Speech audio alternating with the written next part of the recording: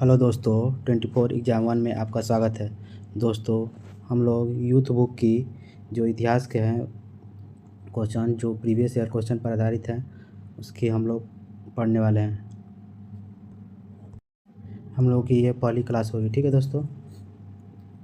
ये सब previous year question है जो मोस्ट इम्पोर्टेंट है आने वाले एग्ज़ाम के लिए। तो चलिए दोस्तों, हम लोग स्टार्ट करते हैं। हम लोग का भाग 1 होगा, हम लोग इतिहास को पढ़ने वाले हैं, ठीक है दोस्तों। इतिहास में हम लोग का रहेगा पहला प्राचीन इतिहास, एंशिएंट हिस्ट्री। एंशिएंट हिस्ट्री में हम लोग का रहेगा पाषाण काल, ठीक है दोस्तों। तो हम लोग 1 से स्टार्ट करते हैं पहले से। हम लोग का पहला क्वेश्चन है, इनमें से कौन सा पाषाण युग यानी स्टोन एज के 3 प्रमुख कालों के अंतर्गत नहीं आता है। तो कौन सा अंतर्गत पाषाण काल के अंतर्गत नहीं आता है हम लोग का। तो हम लोग का आंसर क्या हो जाएगा, तो हो जाएगा हम लोग का ताम्र पाषाण काल। आप लोग आंसर देते भी चलिएगा, ठीक है दोस्तों। तो हम लोग का पाषाण युग में मनुष्य पत्थर के औजारों का उपयोग करता था। तो पाषाण काल में हम लोग का पत्थरों का जो औजारों का प्रयोग करता था। पाषाण युग के 3 चरण थे हम लोग का, तो पूरा पाषाण काल, मध्य पाषाण काल तथा नवपाषाण काल। तो पूरा पाषाण काल, नवपाषाण काल और मध्य पाषाण, ये 3 चरण थे हम लोग का पाषाण युग के। ताम्र पाषाण युग नवपाषाण युग के बाद आरंभ हुआ। तो ये जो ताम्र पाषाण युग है हम लोग का नवपाषाण युग के बाद आरंभ हुआ। तो ये हम लोग का स्टोन एज के अंतर्गत नहीं आता है, ठीक है दोस्तों। ताम्र पाषाण युग जिसमें मनुष्य तांबे के औजारों का उपयोग करने लगा। तो ताम्रपाषाण युग में ही हम लोग का तांबे का उपयोग करने लगा मनुष्य। लगभग 5000 ईसा पूर्व में मनुष्य ने सर्वप्रथम तांबा धातु का प्रयोग किया था। तो लगभग कितने ईसा पूर्व, तो मनुष्य ने तो 5000 ईसा पूर्व में तांबे का धातु का प्रयोग किया था मनुष्य ने। ये अब हम लोग का दूसरा क्वेश्चन है, भीमबेटका की गुफाओं की खोज कब हुई थी। भीमबेटका की गुफाओं की खोज कब हुई थी, हम लोग का आंसर क्या हो जाएगा, आंसर हो जाएगा बी, यानी कि 1957 से 58 के बीच क्या हुई थी, भीमबेटका की गुफाओं की खोज हुई थी। देखो ये NTPC 14/3/2021 का क्वेश्चन है। तो नए अपडेटेड क्वेश्चन भी मिलेंगे, ठीक है दोस्तों, 2022 तक। तो आंसर तो हम लोग का बी हो गया। तो भीमबेटका की गुफाएं भारत के मध्य प्रदेश के रायसेन जिले में स्थित है। तो भीमबेटका की गुफाएं कहाँ पर स्थित है, तो मध्य प्रदेश के रायसेन में जिले में स्थित है, ठीक है दोस्तों। ये भी क्वेश्चन इंपॉर्टेंट है। ये गुफाएं चारों तरफ से विंध्य पर्वतमालाओं से घिरी हुई है। यह एक पुरापाषाणिक गुफा आवास है। तो यह एक कैसी गुफा है, तो हम लोग का पुरापाषाणिक गुफा आवास है, जिसकी निरंतरता मध्य ऐतिहासिक काल तक रही है। इसकी खोज डॉक्टर विष्णुधर वाकणकर द्वारा 1957 से 58 में की गई। इसकी खोज किसने की, तो श्रीधर वाकणकर द्वारा की गई, ठीक है दोस्तों। भीमबेटका गुफाओं की खोज वर्ष 2002 में यूनेस्को ने इसे विश्व धरोहर स्थल घोषित किया। तो विश्व धरोहर स्थल में कब घोषित किया गया, तो 2002 में, ठीक है दोस्तों। ये भी मोस्ट इंपॉर्टेंट क्वेश्चन है। तो भीमबेटका गुफाओं को कब विश्व धरोहर स्थल में घोषित किया गया, तो 2002 में, ठीक है दोस्तों। इसको ध्यान रखिएगा। सॉरी दोस्तों, ये 2002 नहीं, 2003 है, ठीक है दोस्तों। तो यूनेस्को को विश्व धरोहर स्थल में कब शामिल किया गया, तो 2003 में शामिल किया गया, ठीक है दोस्तों। इसको ध्यान रखिएगा, 2003 है हम लोग का। तीसरा क्वेश्चन है हम लोग का, भीमबेटका के शैलाश्रय निम्नलिखित में से किसके लिए प्रसिद्ध है। तो भीमबेटका के जो शैलाश्रय है किसके लिए प्रसिद्ध है, तो हम लोग का आंसर क्या हो जाएगा, तो आंसर क्या हो जाएगा, तो हम लोग का डी, यानी कि भारतीय उपमहाद्वीप पर मानव जीवन के प्राचीनतम चिन्हों की वजह से। तो भीमबेटका के शैलाश्रय किसके लिए प्रसिद्ध है, तो भारतीय उपमहाद्वीप पर मानव जीवन के प्राचीनतम चिन्हों की वजह से क्या है, प्रसिद्ध है। तो आंसर तो हम लोग का डी हो गया। जैसे मध्य प्रदेश के विंध्य क्षेत्र में भोपाल के दक्षिण पूर्व में रायसेन जिले में अवस्थित भीमबेटका गुफाओं से मानव जीवन के प्राचीनतम चिन्हों के प्रमाण मिले। तो मानव जीवनों के प्राचीनतम चिन्हों के क्या मिले हम लोग को, वहाँ पर प्रमाण मिले हैं। यद्यपि यहाँ अधिकांश चित्रकारी पाषाण मध्य पाषाण युग की है, किंतु यहाँ उत्तर पूर्व पाषाण, ताम्रपाषाण काल, प्रारंभिक ऐतिहासिक और मध्यकालीन युग के भी चित्र मिले हैं। तो वहाँ पर उत्तर पाषाण काल, मध्य ताम्रपाषाण काल और प्रारंभिक ऐतिहासिक और मध्यकालीन युग के भी क्या हम लोग का चित्र मिले हैं भीमबेटका की गुफाओं के, ठीक है दोस्तों। चौथा क्वेश्चन हम लोग का, भारत में पाषाणकालीन शिला चित्रकारी कहाँ पाई जाती है। तो भारत में पाषाणकालीन चित्रकला कहाँ पाई जाती है हम लोगों ने अभी पढ़ा है, ठीक है दोस्तों। तो हम लोग का आंसर क्या हो जाएगा, तो भीमबेटका, यानी कि आंसर बी हो जाएगा। तो भीमबेटका यानी पाषाणकालीन शिला चित्रकारी कहाँ पाई जाती है, तो भीमबेटका में पाई जाती है। 2021 का अपडेटेड क्वेश्चन है। तो भीमबेटका भारत के मध्य प्रदेश प्रांत के रायसेन जिले में स्थित है। यह एक पुरापाषाणिक आवासीय पुरास्थल है जहाँ पर पाषाणकालीन चित्रकला पाई जाती है, ठीक है दोस्तों। हम लोग का पांचवा क्वेश्चन है, निम्नलिखित में से कौन सा मानव गतिविधियों एवं सभ्यता के प्राक ऐतिहासिक काल के सही कालानुक्रम है। तो प्राक ऐतिहासिक काल का सही कालानुक्रम क्या हो जाएगा हम लोग का, तो आंसर देते हुए चलेगा, ठीक है दोस्तों। हम लोग का आंसर क्या हो जाएगा, तो आंसर हो जाएगा हम लोग का ए, यानी कि पूरा पाषाण काल, मध्य पाषाण काल, उसके बाद नवपाषाण काल। तो पहले पूरा पाषाण काल, उसके बाद मध्य पाषाण काल, उसके बाद नवपाषाण काल। उन्हें हम लोग पीछे देखा भी था अभी। अब हम लोग इसकी व्याख्या को देखते हैं। तो व्याख्या बहुत ही मोस्ट इंपॉर्टेंट है, ठीक है दोस्तों। इसी से एक आधो क्वेश्चन फंस जाते हैं। तो प्रागैतिहासिक काल के अंतर्गत तात्पर्य इतिहास के उस युग से है जब मानव ने लिपि अथवा लेखन का विकास नहीं था। तो प्रागैतिहासिक काल से तात्पर्य इतिहास के इस युग से है जो मानव ने लिपि तथा लेखन का विकास नहीं था और उनका जीवन पत्थरों के इर्द गिर्द सीमित था, इसलिए इसे पाषाण काल भी कहते हैं। पाषाण काल अथवा प्रागैतिहासिक काल को 3 भागों में बांट कर देखा जा सकता है। तो पूरा पाषाण काल, मध्य पाषाण और नवपाषाण काल, 3 भागों में बांट कर देखते हैं हम लोग प्रागैतिहासिक काल को। और प्राचीन भारत का इतिहास क्या है हम लोग का? तो प्रागैतिहासिक काल का लक्षण और आद्य ऐतिहासिक काल का लक्षण और ऐतिहासिक काल का लक्षण देखते हैं हम लोग। तो प्रागैतिहासिक काल के लक्षण में हम लोग को क्या है? लिखित साक्ष्य उपलब्ध नहीं मिला। तो लिखित साक्ष्य हम लोग का प्रागैतिहासिक काल में नहीं मिला। तो पुरातात्विक साक्ष्य उपलब्ध, तो पुरातात्विक साक्ष्य उपलब्ध थे और लिखित साक्ष्य उपलब्ध नहीं थे। उदाहरण के लिए हम लोग को पाषाण काल। और आद्य ऐतिहासिक काल के लक्षण में हम लोग को क्या मिला? तो लिखित साक्ष्य उपलब्ध है। तो लिखित साक्ष्य आद्य ऐतिहासिक काल में क्या मिला? हम लोग को लिखित साक्ष्य उपलब्ध है, लेकिन लिपि पठनीय, तो लिखने में और पढ़ने में हम लोग के क्या थे? अपठनीय थे। उदाहरण के लिए सैंधव सभ्यता थी हम लोग की उस समय। ऐतिहासिक काल के लक्षण में हम लोग को पुरातात्विक साहित्यिक साक्ष्यों के आधार पर निर्धारण। तो ऐतिहासिक काल में हम लोग का पुरातात्विक और साहित्यिक के साक्ष्यों के आधार पर क्या हम लोग का निर्धारण किया जाने लगा, ठीक है दोस्तों। अब हम लोग प्रागैतिहासिक काल में हम लोग को 3 भागों में बांटा गया है। तो प्रागैतिहासिक काल में हम लोग पूरा पाषाण काल, मध्य पाषाण काल और नवपाषाण काल। तो पूरा पाषाण काल में हम लोग का समय अवधि कितनी थी? तो 5 लाख ईसा पूर्व से 10,000 ईसा पूर्व थी हम लोग की पूरा पाषाण काल। और मध्य पाषाण काल में हम लोग का समय अवधि कितनी थी? तो 9,000 से ईसा पूर्व से 4,000 ईसा पूर्व थी तक हम लोगों की मध्य पाषाण काल। और नवपाषाण काल थी हम लोग की समय अवधि 7,000 ईसा पूर्व से 1,000 ईसा पूर्व तक हम लोग की नवपाषाण काल थी, ठीक है दोस्तों। तो ये इंपॉर्टेंट है, ठीक है दोस्तों। अब हम लोग का दूसरा आगे जाएगा हम लोग का सिंधु सभ्यता यानी इंडस सिविलाइजेशन को हम लोग देखते हैं। हम लोग इंडस सिविलाइजेशन में हम लोग 6वां क्वेश्चन हम लोग का, सिंधु घाटी सभ्यता के समय में शिल्प निर्माण के लिए सीप कहाँ से प्राप्त किए जाते थे? तो सिंधु घाटी सभ्यता के लिए शिल्प निर्माण कहाँ से सीप प्राप्त किए जाते थे? हम लोग का आंसर क्या हो जाएगा? आंसर हो जाएगा हम लोग का सी यानी कि नागेश्वर में प्राप्त किए जाते थे। ये दोस्तों, ये क्वेश्चन हम लोग का एनटीपीसी स्टेज 2 का है, 16/2/2022 का अपडेटेड क्वेश्चन है। तो सिंधु घाटी सभ्यता के समय शिल्प निर्माण के लिए सीप नागेश्वर गुजरात, नागेश्वर कहाँ पड़ेगा हम लोग का? गुजरात में पड़ेगा, से प्राप्त किए जाते थे। इस सभ्यता के विभिन्न स्थलों से कला के जो रूप प्राप्त हुए हैं उनमें क्या है? मोहरे हैं हम लोग का, मिट्टी है, मिट्टी के बर्तन है, आभूषण, पकी हुई मिट्टी की मूर्तियाँ आदि शामिल है। 7वां नंबर क्वेश्चन हम लोग का, सिंधु घाटी सभ्यता का निम्न में से कौन सा स्थल पंजाब यानी कि भारत में स्थित है? तो सिंधु घाटी सभ्यता के निम्न में से कौन सा स्थल पंजाब यानी भारत में स्थित है? हम लोग का आंसर क्या हो जाएगा? आंसर हो जाएगा डी यानी कि रोपड़। रोपड़ क्या है हम लोग का? पंजाब में है, ठीक है दोस्तों। तो सिंधु घाटी सभ्यता स्थल रोपड़ की खोज 1950 में बीबी लाल के द्वारा की गई। तो रोपड़ की खोज किसके द्वारा की गई? तो बीबी लाल के द्वारा की गई, ठीक है दोस्तों। यह स्थल पंजाब के रोपड़ जिला में स्थित सतलज नदी के तट पर स्थित है। यहाँ से मनुष्य के साथ पालतू कुत्ते दफनाए जाने का साक्ष्य मिला। तो मनुष्य के साथ पालतू कुत्ते दफनाए जाने का साक्ष्य कहाँ मिला है हम लोग का? तो रोपड़ के जिला यानी कि सतलज नदी के तट पर स्थित है, वहीं पर मिला है, ठीक है दोस्तों। 8वां है हम लोग का क्वेश्चन, हड़प्पा की अधिकांश मानक मुहरें नामक एक प्रकार के मुलायम पत्थर से बनी होती थी जो 2x2 के बीमा के साथ वर्गाकार आकृति का होता था तथा जिसका उपयोग व्यावसायिक उद्देश्यों के लिए किया जाता था। तो हम लोग का आंसर क्या हो जाएगा? तो 2x2 बीमा के साथ वर्गाकार आकृति का बना होता था जिसका उपयोग क्या? व्यावसायिक उद्देश्य के लिए किया जाता था। और क्या थे? तो मोहरे नामक मुलायम पत्थर की बनी हुई थी। तो हम लोग का आंसर क्या हो जाएगा? आंसर हो जाएगा सी यानी कि स्टेटाइट यानी कि स्टेटाइट था वो। तो हम इसके बारे में देखते हैं हल इसका। तो हड़प्पा की अधिकांश मोहरों को सेलखड़ी यानी कि स्टेटाइट, स्टेटाइट को क्या कहेंगे हम लोग को? सेलखड़ी कहेंगे, ठीक है दोस्तों। ये देखिए 2022 में पूछा हुआ क्वेश्चन एनटीपीसी में, ये से बनाया जाता था जो एक प्रकार का नरम पत्थर है। तो सेलखड़ी क्या है? एक प्रकार का नरम पत्थर है हम लोग का। इसके अतिरिक्त कांचली मिट्टी, चट, गोमेटे मिट्टी आदि की बनी मोहरें भी थी है। मानक मोहरें 2x2 आयाम के साथ चौकोर होती थी, यह चौकोर होती थी 2x2 के रूप में। इन मोहरों पर गणितीय चित्र होते थे, इनका उपयोग शैक्षिक उद्देश्यों के लिए किया जाता था। सभी मोहरों में जानवरों की तस्वीरें एक चित्र में लिपि में लिखी गई है जो कि अभी तक स्पष्ट नहीं है, जिन पर मुख्यतः दर्शाए गए जानवर बाघ, हाथी, बिशप, गैंडा, भैंस, हिरन, खरगोश और बकरा थे, ठीक है दोस्तों। हम लोग का 9वां क्वेश्चन है, धौलावीरा किस राज्य में स्थित है?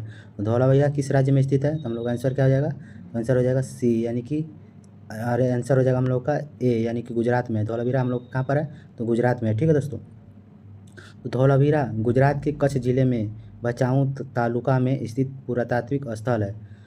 तो कच्छ जिले के भचाऊ तोलिका में स्थित पुरातात्विक स्थल है हम लोग का ये धौलावीरा। इसके स्थल की खोज 1968 में जगपति जोशी द्वारा की गई थी। यहाँ पाए गए कलाकृतियों में टेराकोटा मिट्टी के बर्तन, मोटी, सोने एवं तांबे के गहने, जानवरों की मूर्तियाँ, उपकरण, कलश इत्यादि। जुलाई 2021 में यूनेस्को ने धौलावीरा को भारत के 40वें विश्व धरोहर स्थल के रूप में घोषित किया। तो 2021 में ये अभी अपडेट हुआ है, ठीक है दोस्तों। तो यूनेस्को में धौलावीरा को शामिल किया गया है। तो किस रूप में? तो 40वें विश्व धरोहर स्थल के रूप में घोषित किया गया है धौलावीरा को यूनेस्को में, ठीक है दोस्तों। इसको ध्यान रखिएगा। 10वां नंबर क्वेश्चन हम लोग का, धौलावीरा एक पुरातात्विक स्थान है, किस समय अवधि से जुड़ी हुई है? तो धौलावीरा एक प्रकार का क्या है हम लोग का पुरातात्विक स्थान है, यह किस समय अवधि से जुड़ी है? तो हम लोग का आंसर क्या हो जाएगा?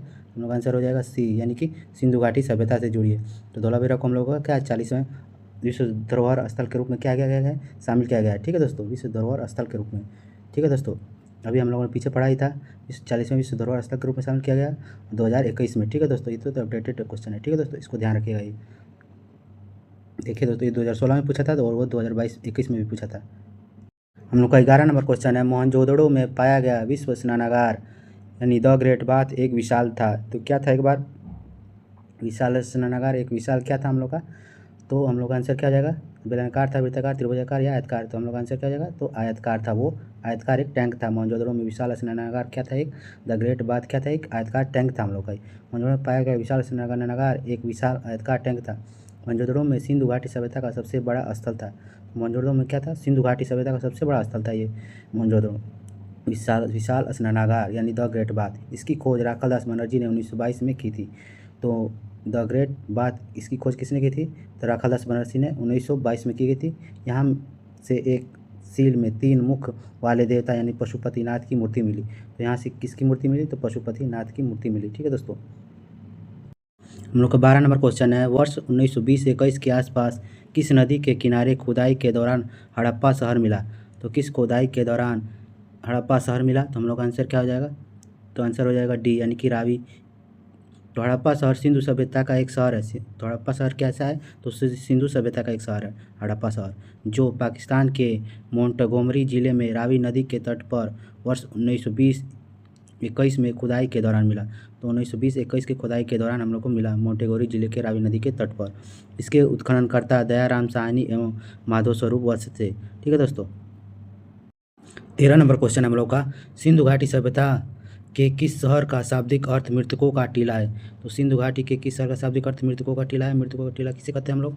तो आंसर क्या आ जाएगा? तो आंसर हो जाएगा बी, यानी कि मोहनजोदड़ो। तो मोहनजोदड़ो का सिंधु भाषा में अर्थ है मृतकों का टीला। तो किस भाषा में हम लोग का है? सिंधी भाषा में अर्थ क्या होता है मोहनजोदड़ो का? तो मृतकों का टीला होता है। यह दुनिया का सबसे पुराना नियोजित एवं उत्कृष्ट शहर माना जाता है।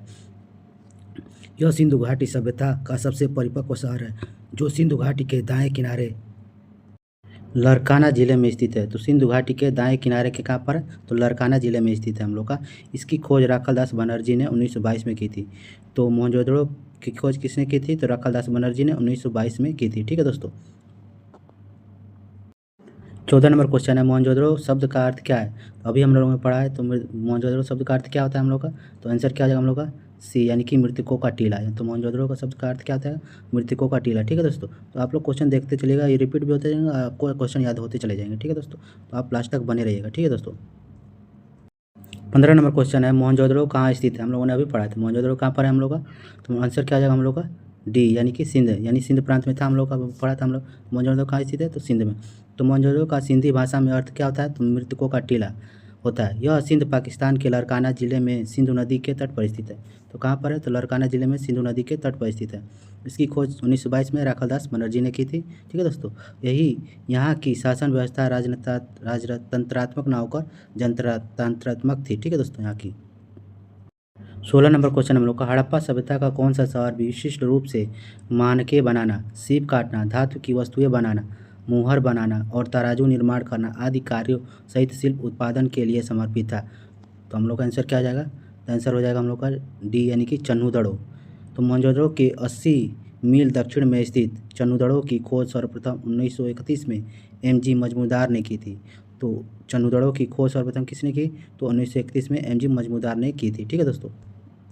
यहाँ सैंधव संस्कृति के अतिरिक्त प्राक हड़प्पा संस्कृति, जिसे झूकर एवं झाकर संस्कृति कहते हैं, के अवशेष मिले हैं। यहाँ के निवासी कुशल कारीगर थे।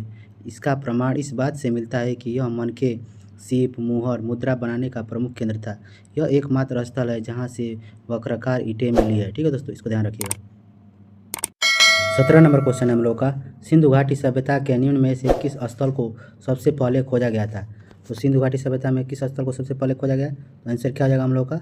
तो आंसर हो जाएगा हम लोग का बी, यानी कि हड़प्पा सभ्यता को सबसे पहले खोजा गया। ठीक है दोस्तों, जैसे हम लोग का सिंधु घाटी सभ्यता के स्थल हड़प्पा का उत्खनन 1921 में दयाराम साहनी ने द्वारा कराया गया था। तो हड़प्पा का उत्खनन 1921 में दयाराम साहनी ने किया था। मोहनजोदड़ो का राखादास बनर्जी ने। इस प्रकार सभ्यता का नाम हड़प्पा सभ्यता रखा गया तथा इस सभ्यता सिंधु नदी घाटी में फैली हुई थी, इसलिए इसका नाम सिंधु घाटी सभ्यता रखा गया। तो इसका नाम क्या रखा गया? तो सिंधु घाटी सभ्यता रखा गया। 1922 में राखादास बनर्जी ने मोहनजोदड़ो की खोज की थी। तो 1922 में किसने किसकी खोज की थी? मोहनजोदड़ो ने। राखादास बनर्जी, मोहनजोदड़ो की खोज किसने की थी? तो राखादास बनर्जी ने 1922 में, और दयाराम साहनी ने हड़प्पा सभ्यता की खोज 1921 में। ठीक है दोस्तों, इसको ध्यान रखिएगा, इंपॉर्टेंट है, most important question. 18 number question है हम लोगों का, पत्थर की बनी नृत्य करते हुए पुरुष की मूर्ति नटराज किस स्थान पर पाई गई है? तो पत्थर की बनी नृत्य करते हुए पुरुष की मूर्ति नटराज किस स्थान पर पाई गई है?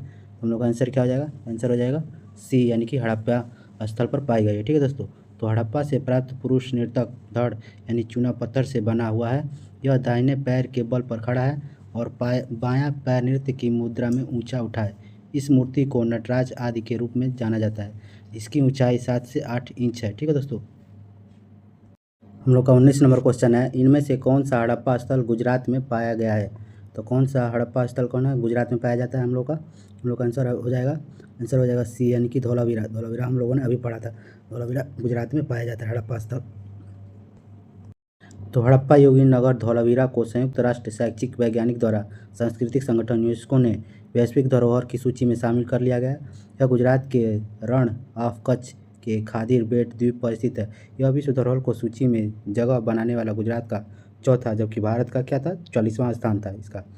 इसकी खोज 1968 में पुरातत्ववेत्ता जगपति जोशी ने की थी। ठीक है दोस्तों, तो 40वां हम लोग का स्थल था ये धौलावीरा। ठीक है दोस्तों, 20वां नंबर क्वेश्चन हम लोग का, निम्नलिखित में से कौन सा स्थल सिंधु घाटी सभ्यता का हिस्सा नहीं है? तो सिंधु घाटी सभ्यता का हिस्सा कौन सा नहीं था हम लोग का? हो जाएगा, तो आंसर क्या हो जाएगा हम लोग का? आंसर हो जाएगा डी, यानी कि उरुक हम लोग का सिंधु घाटी सभ्यता का स्थल नहीं है। तो मोहनजोदड़ो, हड़प्पा और लोथल क्या है? सिंधु घाटी सभ्यता का हिस्सा है। तो सिंधु घाटी सभ्यता का प्रमुख स्थल क्या है हम लोग का? मोहनजोदड़ो है, कालीबंगा है, हड़प्पा है, धौलावीरा है, लोथल है, राखीगढ़ी है, जबकि उरुक का एक सुमेरियन सभ्यता का शहर है। तो उरुक हम लोग क्या है? एक सुमेरियन सभ्यता का शहर है हम लोग का। ठीक है दोस्तों, तो सिंधु घाटी सभ्यता में मोहनजोदड़ो याद रखिएगा, कालीबंगा, हड़प्पा, धौलावीरा, लोथल और राखीगढ़ी थे सिंधु घाटी सभ्यता का स्थल।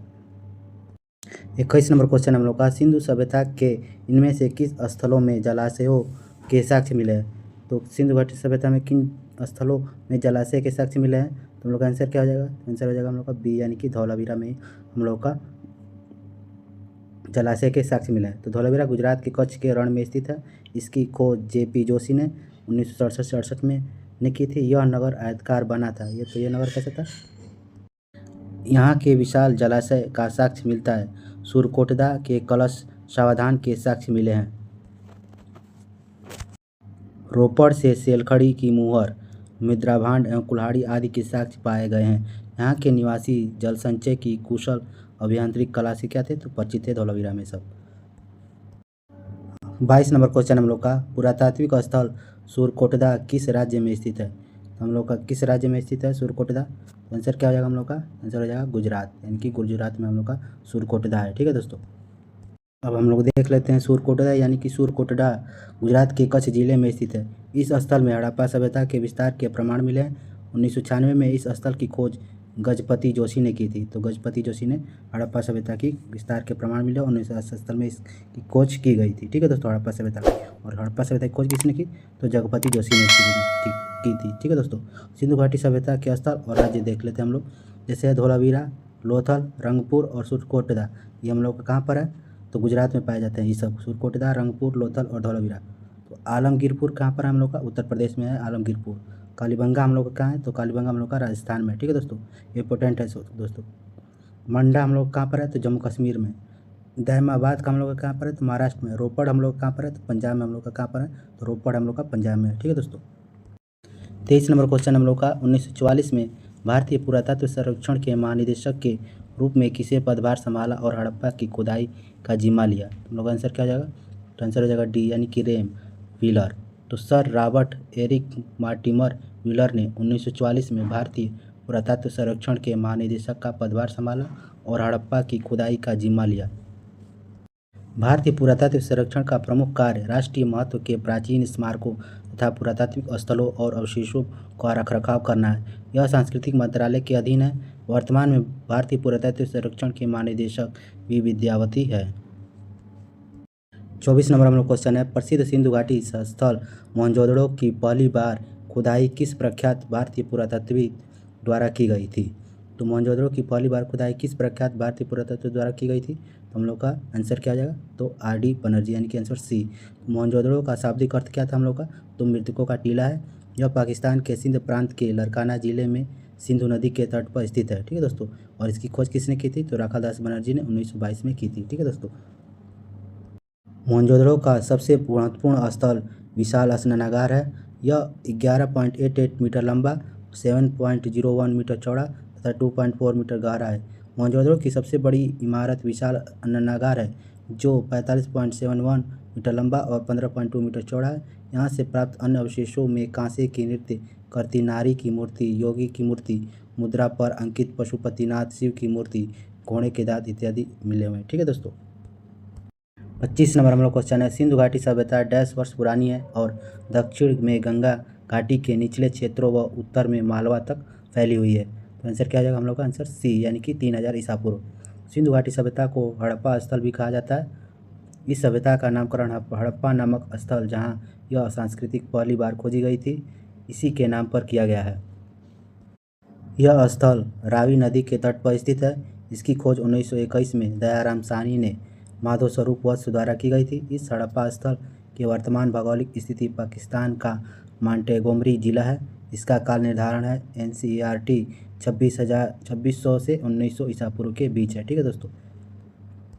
उनका 26 नंबर क्वेश्चन है, डैश का विकास 5000 BC ईस्वी से मालवा के दक्षिण की ओर एवं उत्तर की ओर गंगा घाटी के पूरे तलहटी क्षेत्र में हुआ। तो हम लोग का आंसर क्या आ जाएगा, तो आंसर हो जाएगा हम लोग का ए यानी कि सिंधु घाटी सभ्यता का विकास हुआ। ठीक है दोस्तों। तो सिंधु घाटी सभ्यता का विकास 5000 ईसा पूर्व में मालवा के दक्षिण और एवं उत्तर की ओर गंगा घाटी के तलहटी क्षेत्र में हुआ। तो ठीक हम लोग का सिंधु घाटी सभ्यता का विकास हुआ। ठीक है दोस्तों। 27 नंबर क्वेश्चन है, हड़प्पा सभ्यता 2500 BC के आसपास विकास किया था, आज उन्हें हम क्या कहते हैं। तो हम लोग का आंसर क्या आ जाएगा, तो हम लोग का आंसर हो जाएगा बी यानी पश्चिमी भारत और पाकिस्तान हम लोग कहते हैं। ठीक है दोस्तों। तो जो 2500 BC के आसपास विकास किया गया था हड़प्पा सभ्यता, उसे क्या नाम कहते हैं, तो पश्चिमी भारत पाकिस्तान कहते हैं। तो हड़प्पा सभ्यता 2500 BC के आसपास पूर्व विकसित हुई थी। इस सभ्यता का विस्तार पश्चिमी भारत और पाकिस्तान में है।